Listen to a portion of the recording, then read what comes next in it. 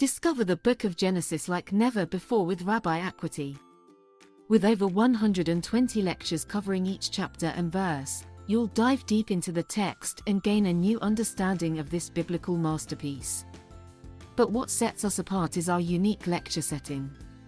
You will experience the interactions between the rabbi and his audience as they discuss, debate, and explore the text together. You'll hear protests, support, arguments, concerns, and difficulties, all in real time. By walking in the shoes of the characters, you'll gain insights into their struggles and triumphs that will deepen your appreciation for this incredible book. And with lectures ranging from 60 to 90 minutes long, you can watch at your own pace, whether it's one lecture a day or binging all 120 in one weekend. So, come join us on this journey through Genesis. Enroll now and experience this timeless text in a whole new way. To enroll, simply follow the link provided in the description box.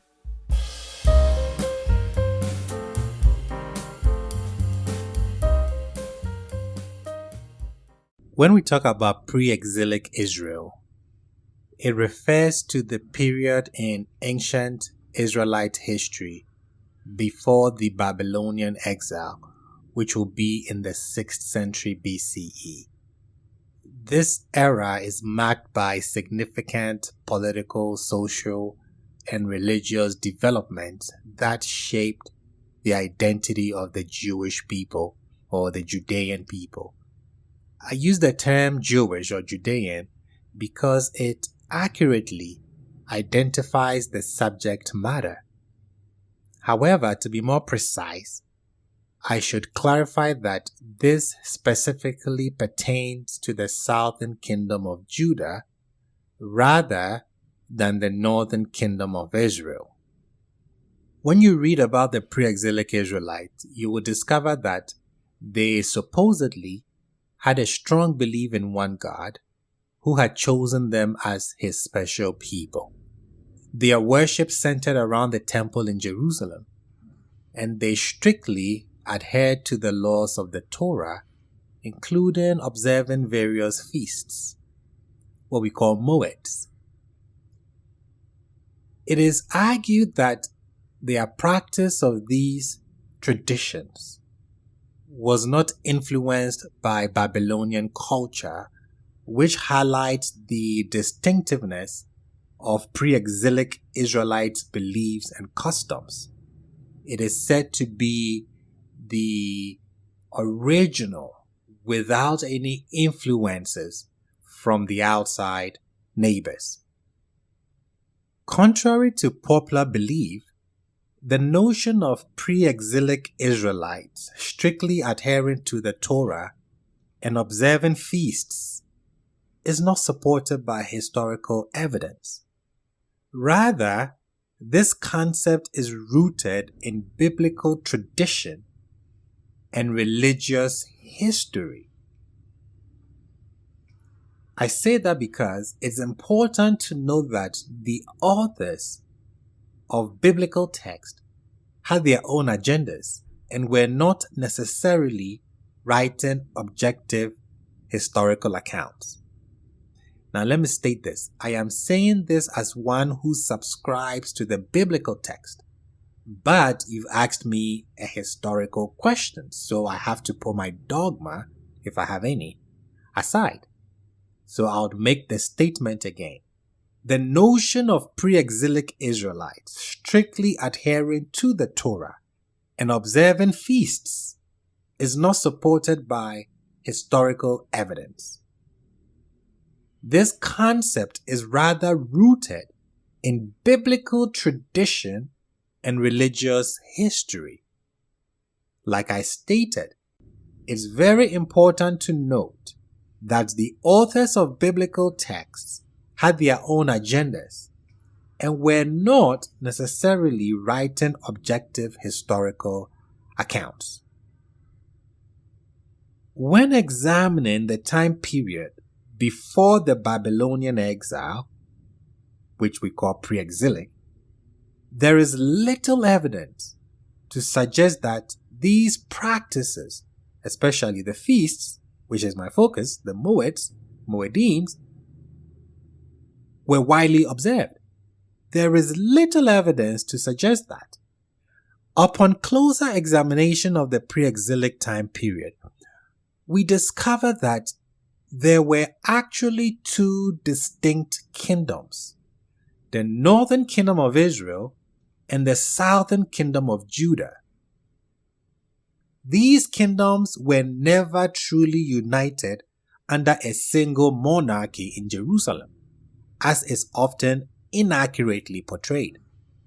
It's important to understand this historical context in order to gain a more accurate understanding of the beliefs and practices of these ancient societies.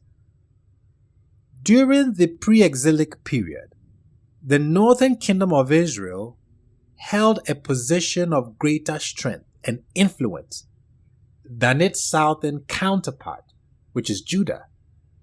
Israel, that is the northern kingdom, was larger, it was more prosperous, and it was active in global trade within the ancient Near East. In contrast, Judah was a smaller and less dominant society.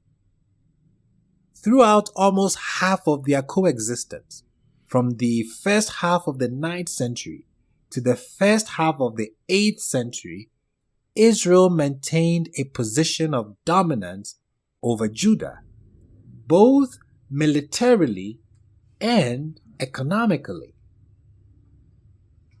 So, contrary to popular belief, the idea of a united monarchy under King Solomon is not supported by historical evidence. In fact, records indicate that twice the southern kingdom of Judah served as a vassal state to the northern kingdom of Israel. So when referring to the pre-exilic period and the celebration of religious feasts, it's important to consider both the northern kingdom of Israel and the southern kingdom of Judah as distinct entities with unique beliefs and practices. The celebration of festivals such as Sukkot, Feast of Tabernacles, I'll hang my hat on that very shortly.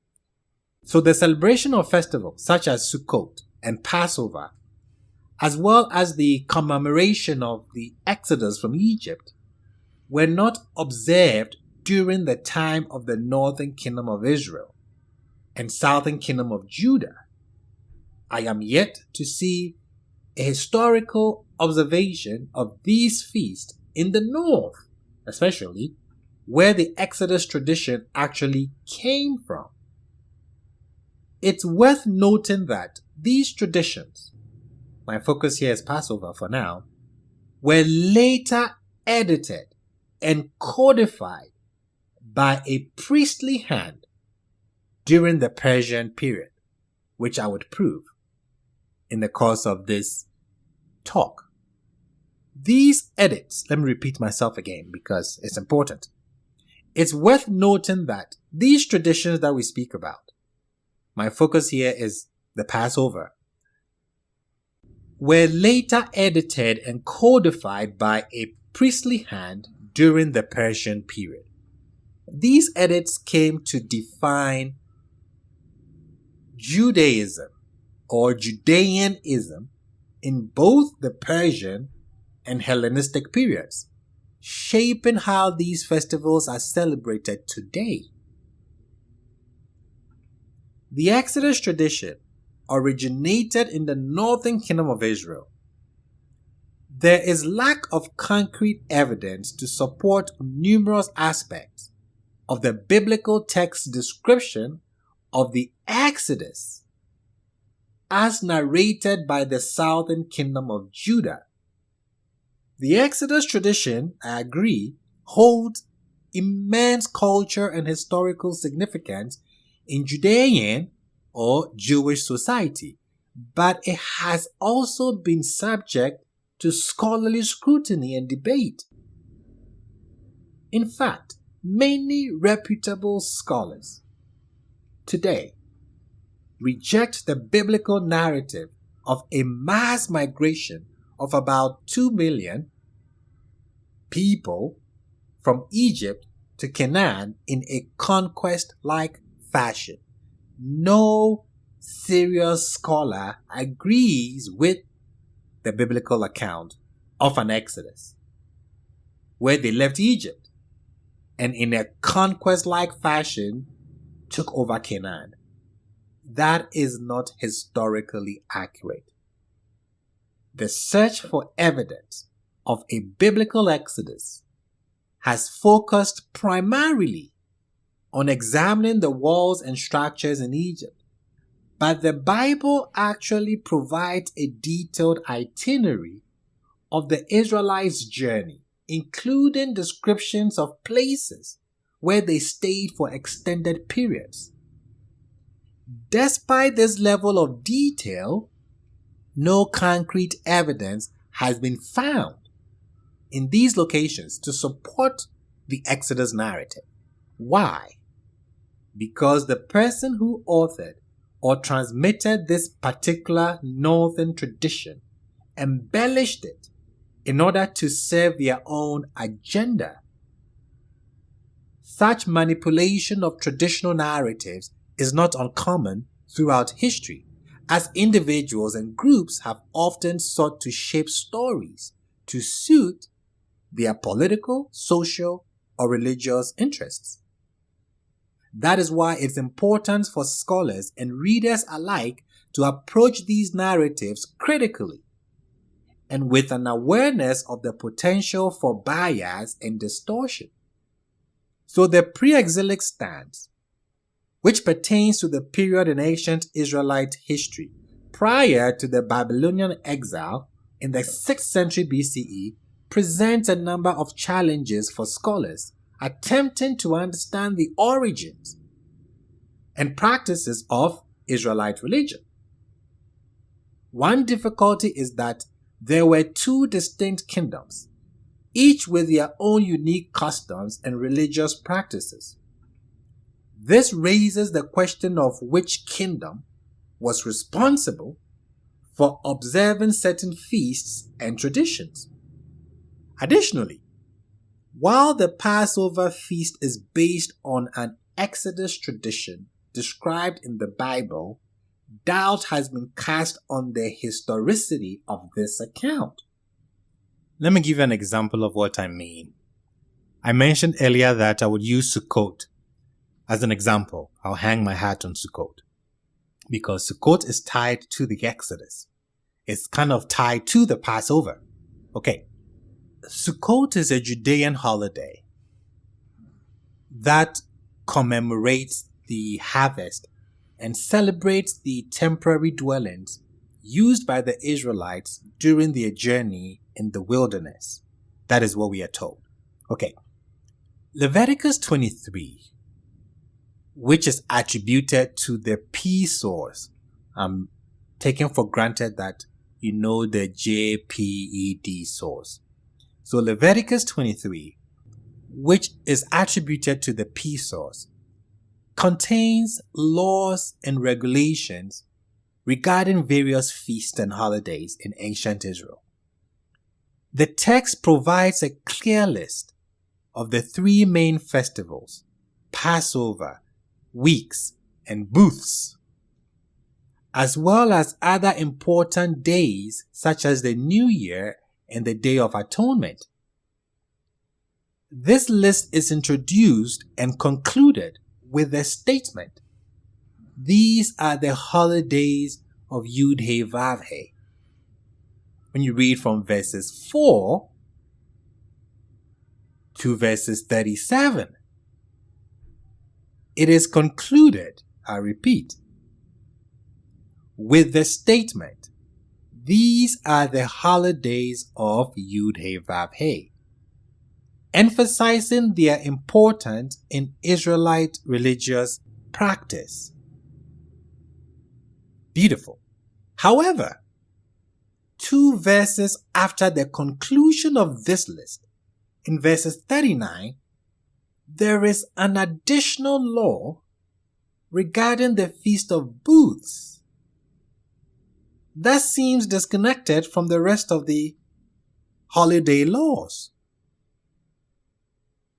This law instructs people to build booths or temporary dwellings during Sukkot and live in them for a week, using specific species of trees for decoration. The purpose of this practice is to remember how their ancestors lived in makeshift shelters during their journey through the wilderness after leaving Egypt. That's why I said it's connected to the Passover feast, because it's talking about leaving Egypt, which I'm saying is not historical. But let's move on. The appearance of the law regarding living in booths during Sukkot separates from the rest of the holiday laws in Leviticus 23, raises questions about its origin and significance. Why is it separate from the rest? The answer to this mystery can be traced back to the Second Temple period, post-exilic. According to the book of Nehemiah, when Ezra gathered the people at the water gate to read from the Torah, they discovered a new law that prescribed building and living in booths during Sukkot. This revelation was apparently brand new to them, as the text explicitly states that this practice had never been observed before in all of Israel's history.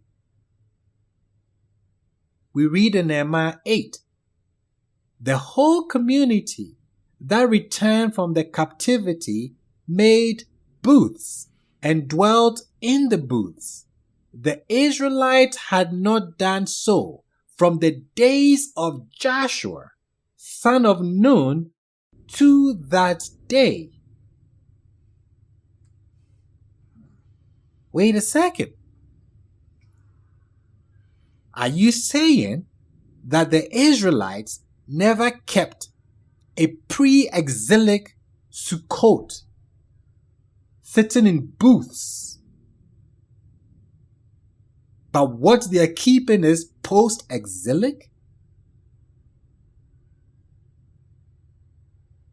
The discovery of the law regarding living in booths during Sukkot, as recounted in the book of Nehemiah, sheds light on the unusual placement of this law in Leviticus 23. Why is it not placed with the other laws? Why is it placed after we are told that these are the holidays of Yud He Vav He? Because it was put in after the fact.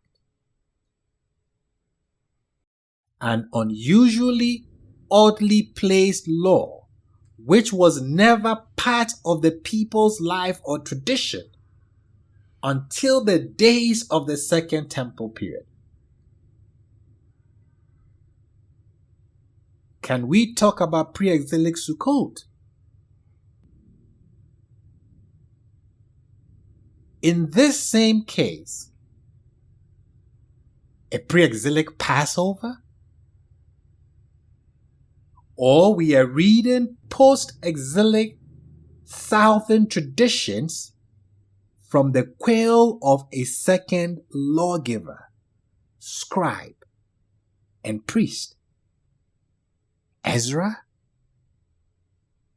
Well, we better check this pre-exilic claim because it comes with a lot of difficulties historically.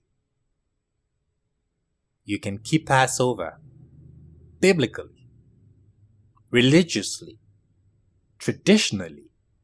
No one is saying you should not. But if we're doing critical academic scholarship, these are your difficulties with the claim of a pre-exilic moeds or feasts. We shall continue.